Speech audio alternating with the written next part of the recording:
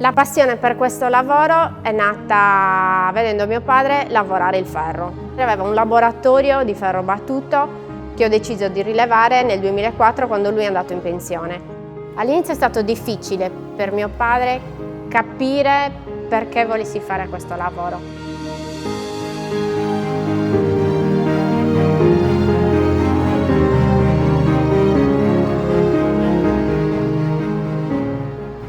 Rispetto a mio padre le lavorazioni si sono modificate, più che altro ampliate. Non le realizzo solamente carpenteria metallica, ma realizzo specialmente arredamento d'interno.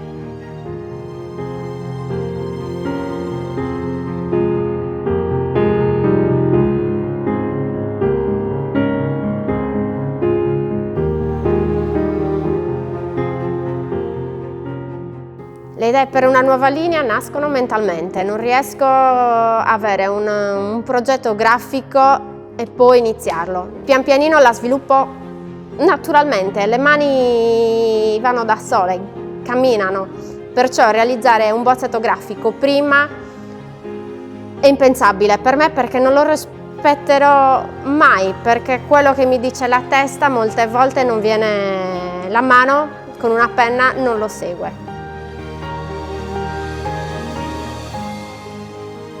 Se penso a un domani e se questa attività continuerà o meno, pensi alla famiglia, pensi a quella bambina che sta crescendo e che se un giorno dimostrerà una piccola percentuale di caparbietà e di voglia di fare che ha avuto la mamma, volentieri gli insegnerò il mestiere.